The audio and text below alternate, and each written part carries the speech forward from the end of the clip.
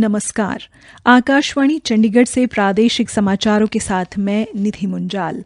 पहले इस बुलेटिन के मुख्य समाचार। उपराष्ट्रपति एम वेंकैया नायडू ने कहा कि दीनबंधु सर छोटूराम का जीवन त्याग व संघर्ष को समर्पित था।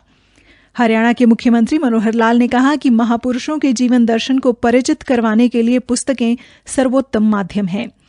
देश भर में चल रहे टीकाकरण अभियान के तहत अब तक कोविड वैक्सीन की 80 करोड़ 43 लाख से अधिक खुराकें दी जा चुकी हैं और आज हरियाणा में 1 लाख लोगों को कोरोना रोधी टीका लगाया गया।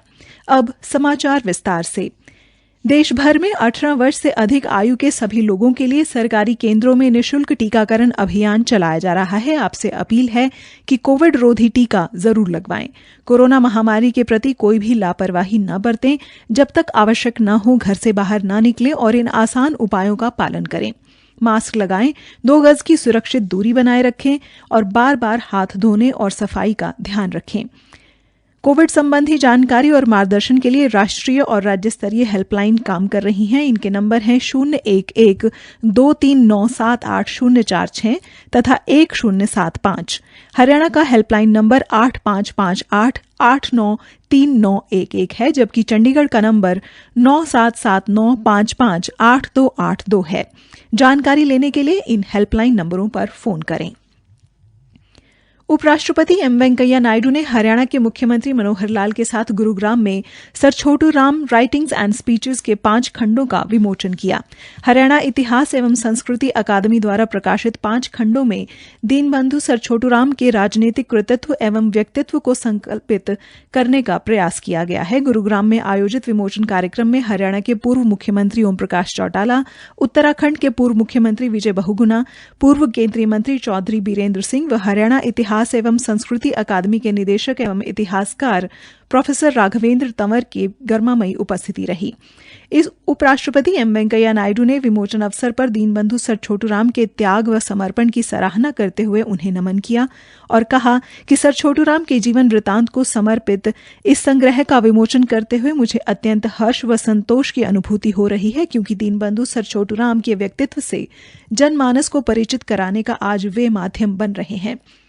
श्री नायडू ने कहा कि स्वाधीनता से पूर्व संयुक्त पंजाब की राजनीति में सर छोटूराम और उनकी यूनियनिस्ट पार्टी का योगदान को कभी भुलाया नहीं जा सकता, जिन्होंने धर्म के आधार पर देश के बंटवारे का विरोध किया। हरियाणा के मुख्यमंत्री मनोहर लाल ने कहा कि महापुरुषों के जीवन दर्शन से आज की और भावी पीढ़ी को परिचित करवाने के लिए पुस्तकें सर्वोत्तम माध्यम है। सर छोटूराम के जीवन पर जिन 5 खंडों का लोकार्पण हुआ है, इनमें उनके जीवन दर्शन, उनकी राजनीतिक, आर्थिक, सामाजिक व प्रशासनिक सोच का बड़ा व्यापक वर्णन किया गया है। Deenbandhu sir Chhoturam writings and speeches के 5 खंड अंग्रेजी व हिंदी भाषा में प्रकाशित किए गए हैं। वाणिज्य और उद्योग मंत्रालय कल से 1 सप्ताह तक आजादी का अमृत महोत्सव मनाएगा। आत्मनिर्भर भारत, उभरती हुई आर्थिक शक्ति के रूप में भारत और हरित स्वच्छ विशेष आर्थिक क्षेत्रों को उजागर करते हुए देश में कार्यक्रमों का आयोजन किया जाएगा। देश के सभी 739 जिलों में वाणिज्य सप्ताह मनाया जाएगा। प्रत्येक राज्य और केंद्र शासित प्रदेश में 35 निर्यात संवर्धन कार्यक्रम और प्रदर्शनियों का आयोजन किया जाएगा, जिसमें भारत को एक उभरती हुई आर्थिक शक्ति के रूप में दिखाया जाएगा। उद्योग और आंतरिक व्यापार संवर्धन विभाग राष्ट्रीय एकल खिड़की व्यवस्था और औद्योगिक पार्क रेटिंग प्रणाली का शुभारंभ करेगा। इन्वेस्ट इंडिया पूर्वोत्तर क्षेत्र में एक वर्चुअल निवेशक सम्मेलन का आयोजन करेगा। इस डिजिटल प्लेटफॉर्म से निवेशकों को भारत में व्यापार शुरू करने के लिए अपेक्षित अनुमोदनों के बारे में पता चलेगा और वे उसके लिए आवेदन कर पाएंगे। 15 अगस्त 2019 को लाल किले की प्राचीर से प्रधानमंत्री नरेंद्र मोदी के स्वतंत्रता दिवस संबोधन में प्रत्येक जिले को निर्यात का केंद्र बनाने के आह्वान से प्रेरणा लेते हुए पिछले वर्ष सितंबर में 1 जिला 1 उत्पाद योजना शुरू की गई थी। प्रादेशिक समाचार आकाशवाणी चंडीगढ़ से प्रसारित किए जा रहे हैं। आप हमारे बुलेटिनों और ताज़ा समाचारों के लिए हमारी वेबसाइट newsonair.nic.in पर लॉग कर सकते हैं। देश भर में चल रहे टीकाकरण अभियान के तहत कोविड वैक्सीन की अब तक 80 करोड़ 43 लाख से अधिक खुराकें लगाई जा चुकी हैं। केंद्रीय स्वास्थ्य मंत्रालय के अनुसार गत 24 घंटों में वैक्सीन की 85,42,000 खुराकें लगाई गईं। मंत्रालय ने बताया कि गत 24 घंटों में देश में 1945 कोविड मरीज इस महामारी से ठीक हुए हैं, जिसके साथ राष्ट्रीय ठीक होने की दर 97.68% हो गई है। अब तक 3 करोड़ 26 लाख से अधिक लोग कोविड-19 से ठीक हो चुके हैं। देश में पिछले 24 घंटों में इस महामारी से 30,773 नए मामले सामने आए हैं। वर्तमान में भारत में उपचाराधीन मामलों की गिनती लगभग 3,32,000 है, जो कुल दर्ज मामलों का 1% से कम है, जबकि दैनिक संक्रमण की दर 1.97% है। हरियाणा में आज टीकाकरण अभियान के दौरान लगभग 500 स्थानों पर 1 लाख नागरिकों को कोरोना रोधी टीका लगाया गया। प्रदेश में लगभग 2 करोड़ 8 लाख लोगों को टीकाकरण किया जा चुका है। फरीदाबाद जिले में टीकाकरण अभियान के तहत 4,863 लोगों को कोविड रोधी टीका लगाया गया। प्रधानमंत्री नरेंद्र मोदी ने नागरिकों से अपील की है कि वे उन्हें विभिन्न अवसरों पर भेंट किए गए उपहारों और स्मृति चिन्हों की नीलामी में भाग लें। उन्होंने ट्वीट पर कहा कि इससे प्राप्त राशि नमामि गंगे कार्यक्रम में खर्च की जाएगी।